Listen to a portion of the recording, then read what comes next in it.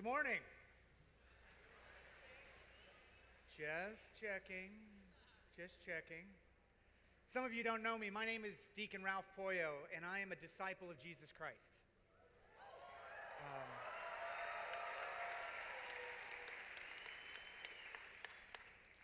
When you got here, we heard Kelly talk about Jesus being the shepherd and how he comes for us.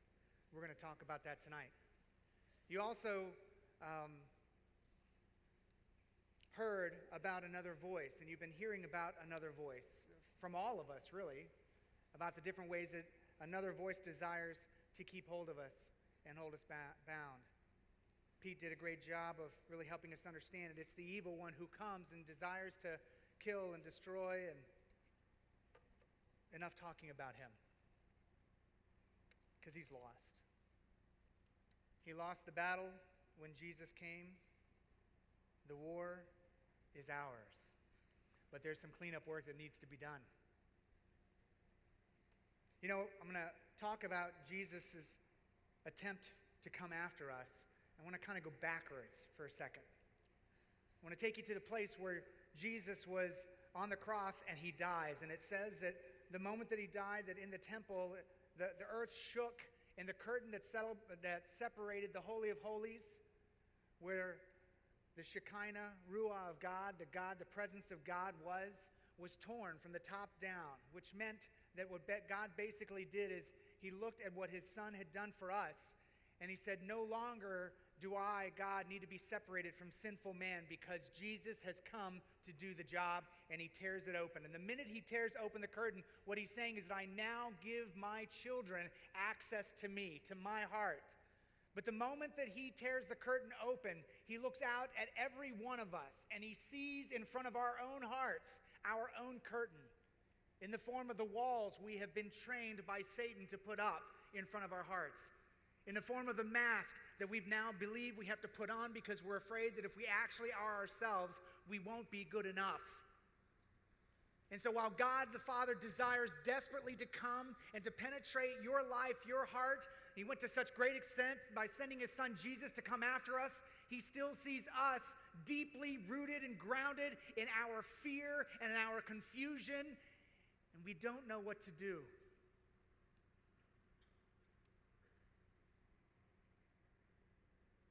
Let's back up the tape a little bit.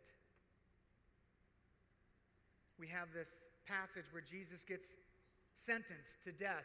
He's already been scourged. The flesh of his back has been ripped off.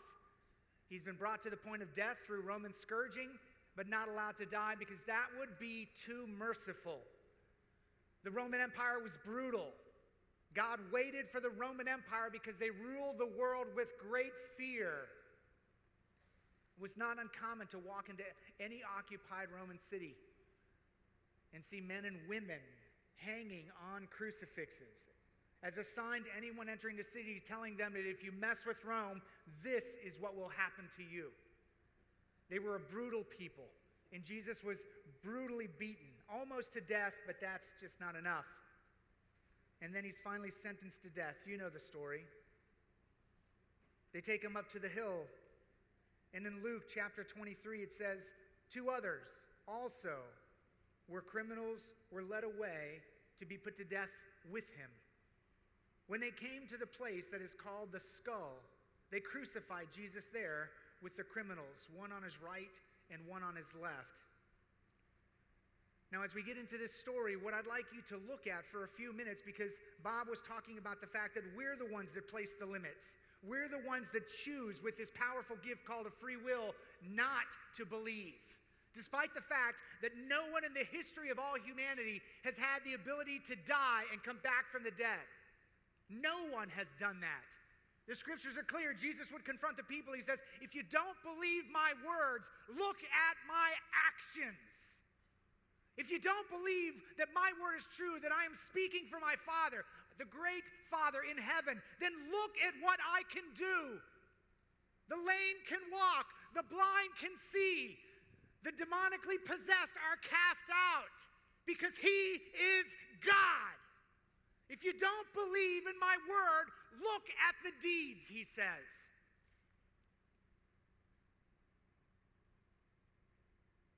What I want you to do is I want you to focus, because tonight we play a role in this talk.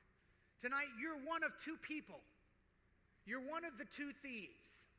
Because all of us seeks to rob from the glory of God. All of us are insufficient in our belief in who we are, so we're constantly looking for our own glory. We're constantly looking to boast ourselves up and to try to be somebody, because we believe we have to prove that we're worth love. We're one or the other.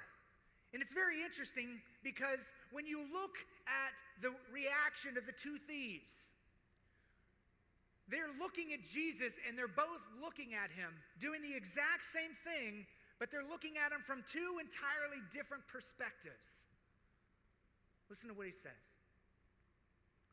One of the criminals who were hanged there, kept deriding him and saying, "Are you not the Messiah? Save yourselves and us." But the other rebuked him, saying, "Do you not fear God, since you are under the same sentence of condemnation? And indeed, we have been condemned justly, for we are getting what we deserve for our deeds. But this man," speaking of Jesus, "has done nothing wrong." Then he said, "Jesus, remember me when you come into your kingdom." He replied, "Truly I tell you, today you will be with me in paradise." Both men were looking at Jesus, staring right at him, looking at the things that he was experiencing, the pain and suffering he was going through. Both men were doing that. But you see, when you look at what they were perceiving, the man who was crucified on his right, who came to Jesus' defense, when they looked at the Lord, when they came and they saw Jesus on the cross, he believed, and he saw Jesus and he saw his kingdom. He saw something greater, something that he wanted more than just what was going on. While the other thief was mocking Jesus, holding on to the anger, holding on to the resentment, holding on to the woundedness of his past, angry at Jesus. And the only thing he was saying is, "Who are you?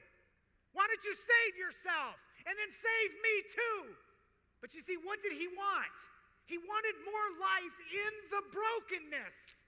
While the other thief is on the other side going, "No, we're guilty. I want something more. I want something greater. Remember me when you come to your kingdom. I want you." Satan had completely deceived this thief into settling for so much less.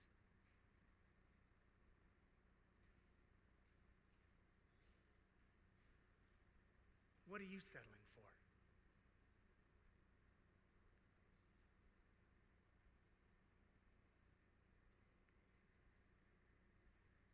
How much are you worth? A one-night stand? A few unsatisfied moments staring at your smartphone?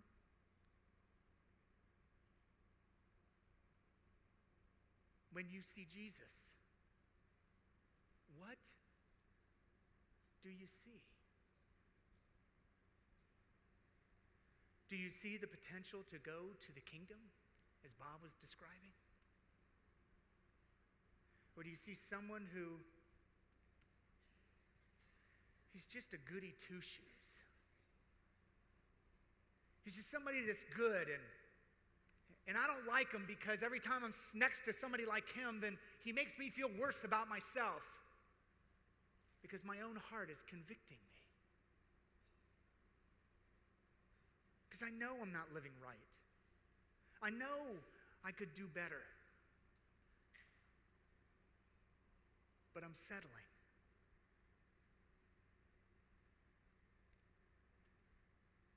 What are you settling for?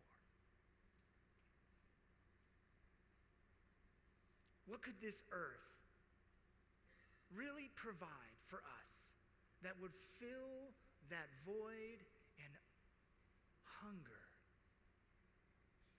in you? You think of it. What is it? Would it be money? Popularity? What is it that this world could really offer you that would satisfy the deepest longings of your heart to be loved? Satan's trying hard. He's making it look good.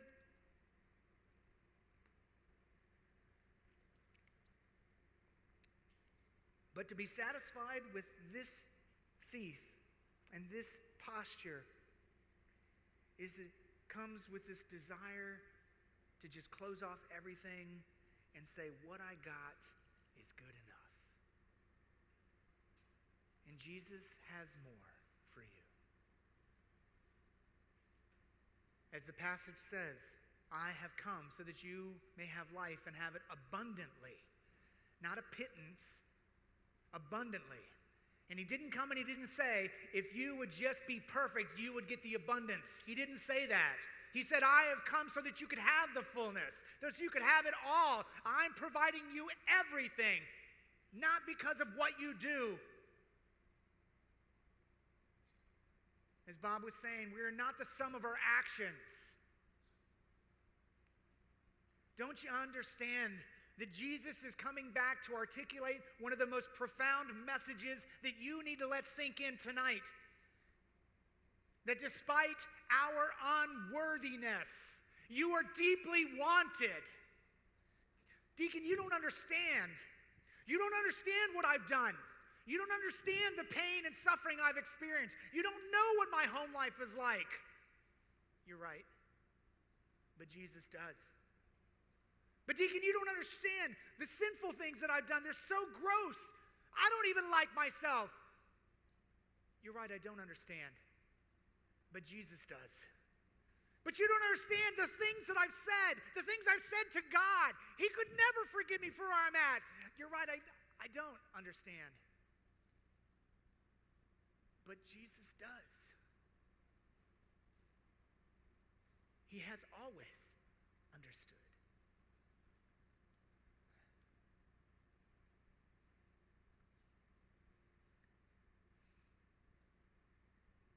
You don't know how alone I really am.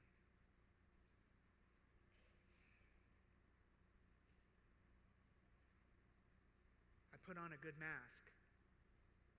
I play a great game. Everybody thinks I got it together. Some people even think I'm a strong Christian, a good Catholic. But I know I'm just faking.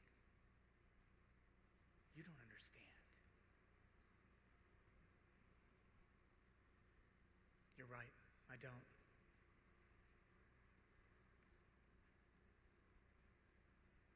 But Jesus does.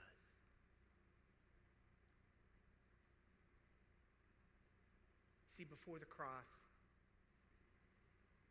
before the incarnation, Jesus chose with his Father to create a plan. And in this plan, because, there's a perk to being God. It's called omniscience. You kind of know everything.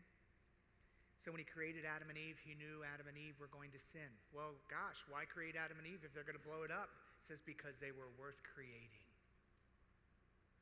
Why create me if I'm going to be such a screw-up? Because you're worth creating. Because you're worth the time, the effort, the energy. You're worth it all. You are worth the creation. And if you are worth the creation and you get lost, like any good shepherd, you are worth going after, like Kelly said. And the question, as Bob has been asking you tonight, is, will you be found? Will you allow yourself to come out from behind your curtain? Because Jesus was in heaven with the Father, and they said, Father came to the Son and said, you know what's going to happen. And you know that if they sin, we're going to have to go get them. And Jesus, what I want to know is, will you go after them? And Jesus goes, Dad, of course.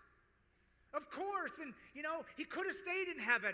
He could have stayed up here in the lights with the angels singing their praises all the time. He could have stayed in the midst of all the glory and honor and the purity, free of sin, because they separate themselves from that. But that's not what Jesus chose to do.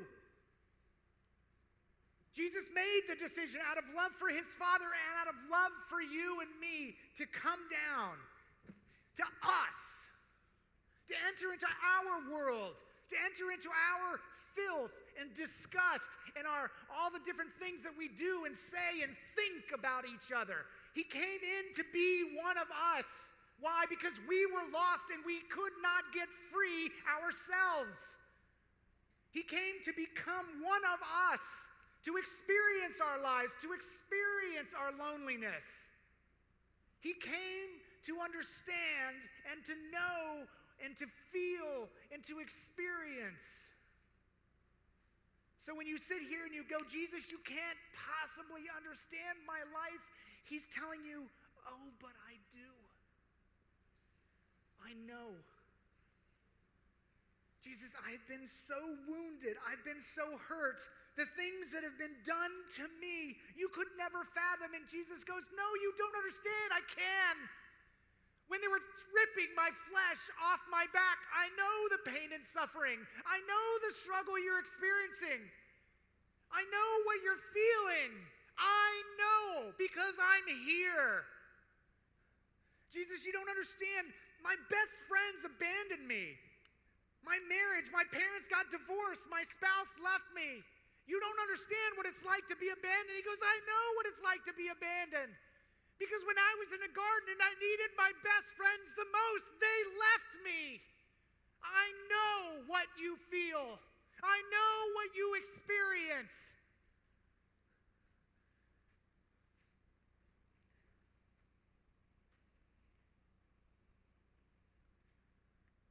Sometimes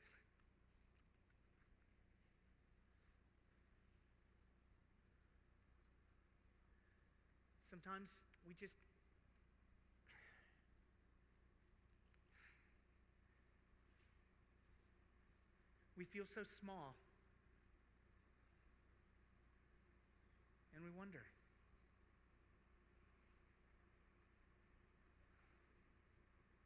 What would the creator of the universe, the King of Kings and the Lord of Lords, ever want to do with somebody like me? I'm nothing. I'm a nobody. I'm not a superhero. I'm not Batman. Shoot, I'm not even Frodo Baggins.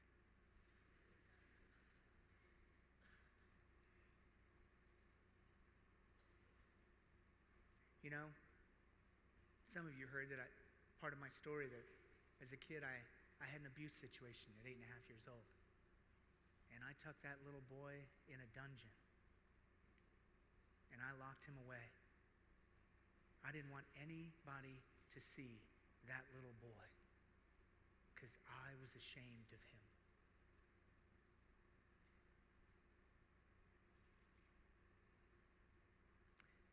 The God that we're talking about is not just a God who is in a story, is in a book. He's a real person. And he's not way up there. He's here, right now, in our midst. And through the power of his Spirit, he is tugging on your hearts, is he not? He's speaking directly to you, just the way you need him. But we're hiding. We are hiding behind that curtain, wondering, could it ever be true? Could Jesus ever really want me? And the answer is yes. In fact, the cross gives us this amazing promise. The cross has always been there for us to look at, but this world doesn't want to see the cross. They're trying to remove all signs of God completely away. They don't want our cross, and they don't want Jesus on the cross. They don't want him there because he's a constant reminder of love. He's a constant reminder of hope for you and me. See, that's the point. This is a great hope for us. A hope for us to find the courage to choose to believe that Jesus Christ died for me.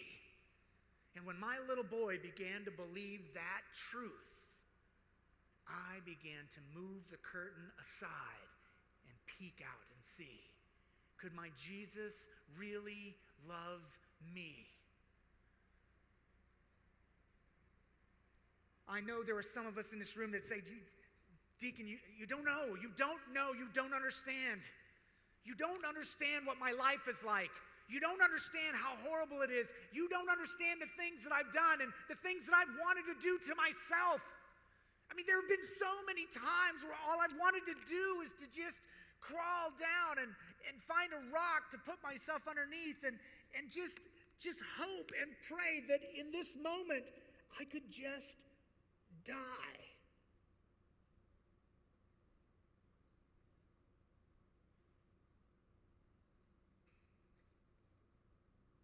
But I'm still here. And I don't know why. Because everything in me has wanted to just run away from this pain.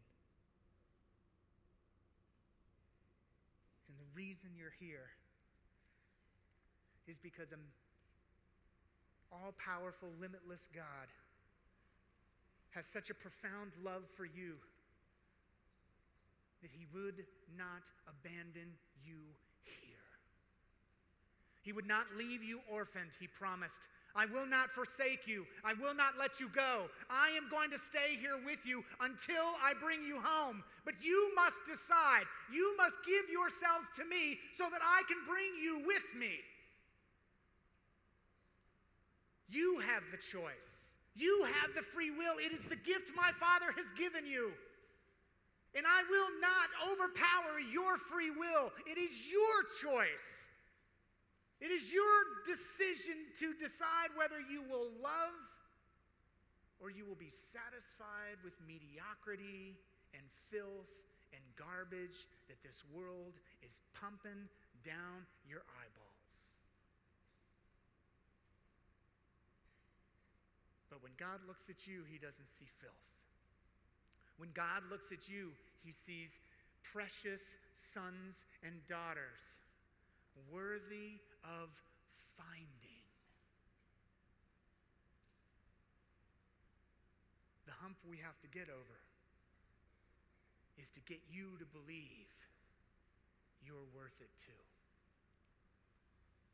To believe that Jesus loves you so much that he came in our midst and he's not going anywhere. This is the challenge. This is the difficulty. You've got to get wrapped around your head. Can I fathom the possibility that there is an all-loving God who loves me so much that he would come into the depths of my experience on earth to free me because I was bound, because I am deceived, because I'm confused, and I don't know what is truth? Ask yourself this question. If the cross is not real, if Jesus' effort to come and die for you on the cross is not real, then why would he go to the cross for nothing? He didn't go to the cross for nothing. He went to the cross for you. You are worth dying for. You are his prize. You are the love of his heart. You are what he desires every day with every ache. And when you question whether you're worth it, remember he's there on the cross still. It's another perk about being God. Omnipresent. He's everywhere at the same time, at all times. He's there. And when you question and wonder whether you're worth anything, whether you're worth the battle, whether you're worth finding all of this stuff, go back to the cross. Go back to the person who waits for you there and says, I am here and I am not going to go away. I don't care what you've done. I don't care what you've said. I don't care what has happened to you. All I need you to do is to come out from behind your curtain. I just need you to believe. To believe in me. To believe in the efforts that I have done and that I continue to do. I need you to use the gift you've been given to choose. To choose to give me your life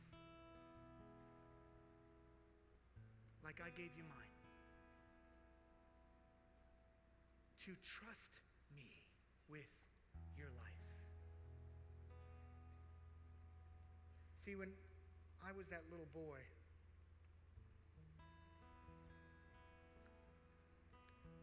and I'm a grown man, I had an opportunity in prayer and had a vision. And in this vision, the Lord took me by the hand and he took me back to that basement. It's a place I vowed I would never go back to. Everything in me wanted to just run. And all the way, along the way, the person, Jesus, holding my hand as I'm 8.5 years old, being led back to that bedroom in that basement. Jesus kept asking me, can we go outside the door? Oh, no, I don't want to go. And the scared little boy just wanted to run and hide. No. But Jesus kept looking at me saying, please, trust me. See, it took me 11 years of my journey to come out of an addiction to porn and for the Lord to bring me to this place. It took 11 years because it took 11 years for me to draw close enough to Jesus in an intimate relationship so that when he asks me to trust him, I could. You see, what this is all a battle for is your trust.